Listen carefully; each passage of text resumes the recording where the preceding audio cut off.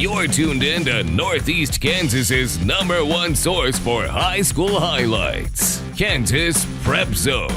And it starts now. Good evening and welcome to Kansas Prep Zone alongside Jonathan Deutsch. I'm Chris Lilly. There are only 2 teams left in the Centennial League that have an unblemished record, and that goes away after tonight, Jonathan. That's right, Chris. That sets up our Academy Sports and Outdoors Game of the Week. Manhattan and Junction City both are 5-0 on the year. A lot on the line, including the Silver Trophy. Yes, and these games have been nail-biters as of late. Last year it came down to a field goal in overtime for the Blue Jays to come away winners. We'll see what it would take this week.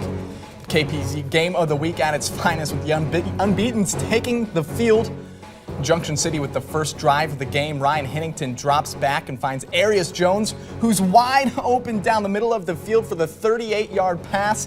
And the first touchdown of the game, the home crowd loving it. Ooh, packing it in. Yeah, and not to be outdone, Ian Trapp says, hold on a second. His first drive, he connects with Jonathan Taylor for the 59-yard touchdown pass. And Taylor, great first name. Yeah, love it. And he had the sideline Joe catches, and he finishes it tight at 7s. The road crowd all in red.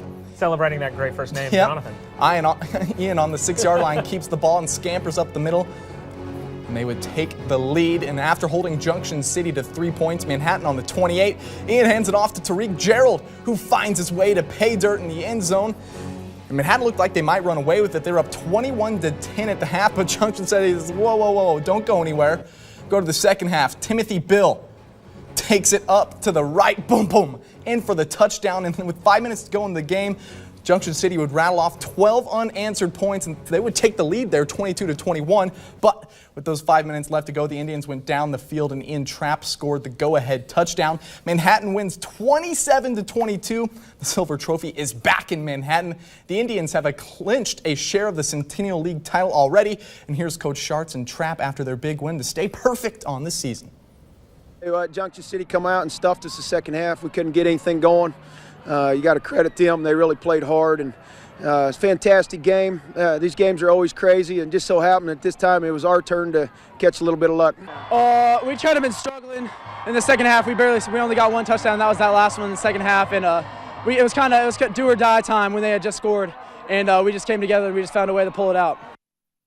What a great game. Another big game with league and playoff implications. The Washburn Rural Junior Blues taking on the Topeka High Trojans. Both teams are 3-2 on the year. It's homecoming weekend for T-High. And how about this? Ruth Feander and Corey Thomas, your king and queen. All hail the football team. Hoy, hoy, mighty Troy football. To the game now. Very first play, Jordan White rolls to the right and finds Colin Wilson wide open. Wilson 64 yards to the house to open the game. You were covering him there. Junior Blues up 7-0. Topeka High answers with a nice drive. Ruth Feander for the kick, but it's blocked by Rural. Topeka High still down 7. Corey Thomas hands it off to Kai Thomas, who does what he does best, runs 40 yards, caps it off with a dive to the pylon. He's in. Tie game.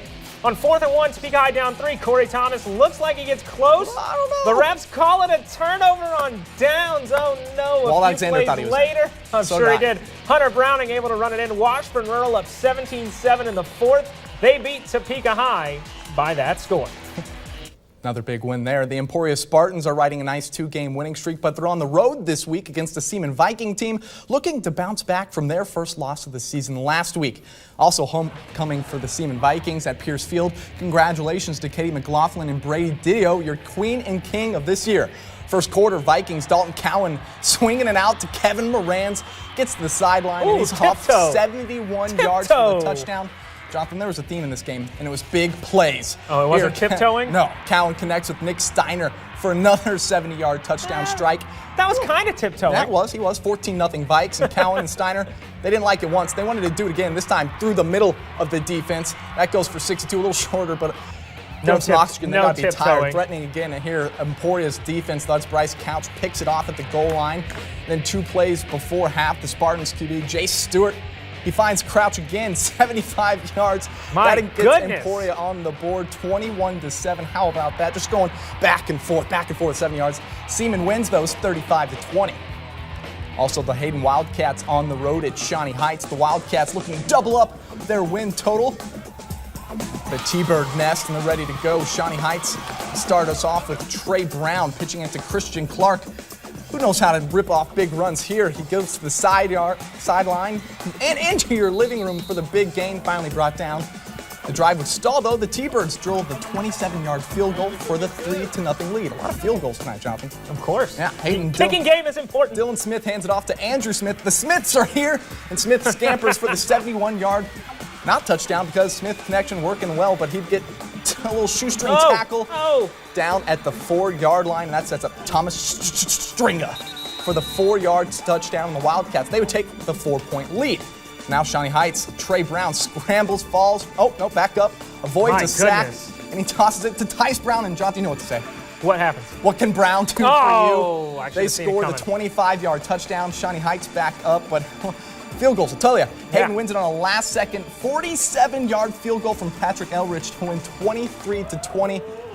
How about that? High school kickers. 47 yards. Impressive. The Topeka West Chargers and Highland Park Scots both entered the week without a win, but that will change tonight with the Scots hosting Topeka West. It was senior night at Highland Park. Always nice to recognize the seniors who have put in all those years of hard work. In the first, West Zach Shima connects with Elliott Marins for the first down. That put the Chargers in the red zone. Nice little front flip there. On the next play, Shima on a design QB run makes a few guys miss. He finds the end zone 7-0 Chargers. Early second quarter now, Shima keeps it himself, then he lets the legs do the work. He zigs, he zags, and he'd get taken down just inside the 5. Next play, though, over the middle to a diving Chris Ellis. Who cares about pass interference? I don't care. Great first name. No wonder he made the catch. Exactly. 14-0 Chargers. Highland Park would respond. Jaquez Barksdale with the carry on the far side. He's able to turn the corner, get to the 20, and a couple plays later, the Scots punch it in on a 1-yard run by Jaime Fernandez. Highland Park would punt it out of the end zone for the safety, which set up Topeka West with a 29-20 win, their first win of the year. Silver Lake Eagles looking to stay undefeated as well, with the Riley County Falcons in town. Pick this one up middle of the second. Miscommunication at the snap. Ball goes into the end zone, and Riley County Clay Reed falls on it. We're all tied up at 14. Whoa, a little upset on the road. Whoop, whoop, whoop. Riley County with the ball now. West March, he's going to run. Those are sirens. I got it. He loses the ball. Silver Lake takes possession. That's what you need at home. Time running out in the first half. Dalton Doltmeyer finds Ryan Wagner.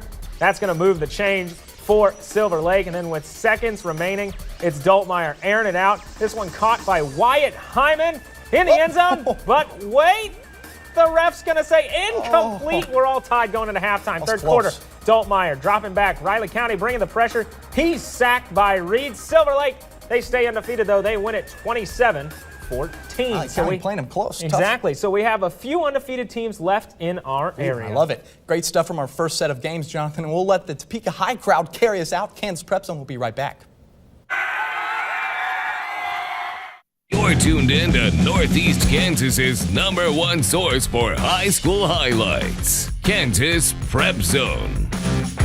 Welcome back to Kansas Prep Zone. We're only a few weeks away from teams starting the playoffs. Yeah, and while the Rossville Bulldogs are no longer undefeated, they're still the back-to-back defending state champions, and that's where 13 Sports Brat Pechanec was tonight, the Dog Pound. Last week, Silver Lake ended Rossville's 32-game win streak. The Bulldogs were looking for some redemption tonight against a Burlington team that's coming off a big win against Osawatomie last week. Jake Bradshaw, he'll fake the handoff, run up the middle, puts a shoulder to a Wildcat, and he is gone to the end zone. 7-0 Rossville. Bradshaw, he'll toss it through the hand of a Wildcat defender and finds Wyatt Deich for 6. A few minutes later, Bradshaw keeps it. And he will run it all the way to the end zone for a 60-yard touchdown. Rossville strengthening their lead, up 21-0. The Wildcats have to punt. It's way, way up there. Schumacher fields it. One tackler misses it. He spins, he jives, and then it's light speed all the way to the house. What speed? That's what speed do. Bradshaw, once again, another QB keeper. He'll follow his blocks and get in the end zone for another touchdown. Rossville, they'll bounce back and get the 56-7 win. A few more scores for you. Perry Lecompton and Nemaha Central. The Thunder win 48-7. Rock Creek beats St. Mary's 35-7. Holton beats Hiawatha 66-26. Sabetha Crust ACCHS winning 79-0. Jeff West and Royal Valley. Panthers win 24-8. Wabaunsee facing Jackson Heights. Wabaunsee wins 28-14. Chris, we'll send it back to you. Thanks for that, Brad. And Melissa was on her A game tonight, scouring through Twitter looking for our Kansas Prep Zone fans. Melissa, what were people tweeting about tonight? You know, Chris, this really was the first truly crisp fall football feeling night out there, but these fanatics from Shawnee Heights didn't quite get the memo. They didn't want to smudge the chest paint, we guess. Thanks to Jarrett for showing your T-Bird pride with your friends. Washburn Rural fans, on the other hand, had the perfect cozy theme, cuddled up in their PJs. They said they didn't want their opponents to be sleeping on them. Hayden fans showing their colors tonight, sporting pink for breast cancer awareness. Thanks, Kara, for sending this in. And let's share a couple homecoming highlights. First, Junction City with an early Fanatics entry. This from their pep assembly earlier today. And at Seaman, Katie McLaughlin and Brady Didio. I am told Brady manages several of the sports teams there. His classmates wanted to show their appreciation for all he does behind the scenes by putting him front and center in the spotlight tonight. So congrats to Brady.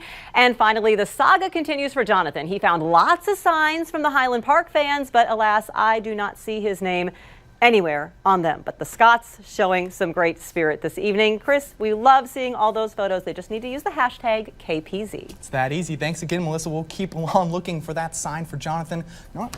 Shine bright like a bright star. That was to you. I'm convinced that it's never going to happen. Melissa, she's going to continue to taunt me about it. Well, we'll know what will not happen. Another score update and our play of the night right after the break. You're tuned in to Northeast Kansas's #1 source for high school highlights, Kansas Prep Zone. Welcome back to Kansas Prep Zone. Chris, do you know where I can go online to vote for a student that excels in sports and the classroom? I know exactly where you can go. You can go to WIBW.com/sports and nominate me there. This week's Scholar Athlete of the Week was Seaman quarterback Dalton Cowan, in case you're wondering. Okay, perfect. Now that we have that cleared up, here are some more scores for you. Marysville wins their 4th in a row, shutting out Chapman. Olpe shuts out Yates Center 47-0. Oskaloosa traveled to Pleasant Ridge and won 28-6, and Wamego beats Concordia by 2 scores. The Burlingame Bearcats beat Clifton Clyde 66-20. The Bearcats and Jeff Slater rolling through 8-man there, 6-0. Speaking of undefeated, Abilene beats Clay Center 35-14 on the road. Santa Fe Trail at home against Prairie View. The Chargers win it 39-6. Council Grove tops Central Heights 47-6. And that just about wraps us up for tonight's Kansas Prep Zone. But first, here's this week's Play of the Week, brought to you by Vision Bank. This week's winner, no stranger to our Play of the Week. It's Rossville's Cole Schumacher, who just continues to wow us on the field. Yeah, here he fields a punt. One tackler misses, spins, as Brad said, jives. I don't know what kind of move that is. But he breaks it off. Get out of my way for the big touchdown on the return. No one could stop him. You know, maybe it was a little sunny out, wore a little extra sunscreen, and slippery. You can't tackle him. I don't know. Slippery out. Yeah, maybe we should try that. Yeah, maybe in warm-ups he thought he was going to sunburn. That's why he had, he had the sunscreen on. He was a little slippery. Before we go, we got 2 birthdays we got to mention. First of all, our own Doug Brown, turning, I believe, chief photographer. I believe turning 22 today. Yeah. Doug Brown, and then also Bill Snyder, the legend, turning 77. He's coaching in his 300th game tomorrow. A lot of great stuff. Thanks for everything, and we'll see you next Friday. That's it for Kansas Prep Zone. Good night.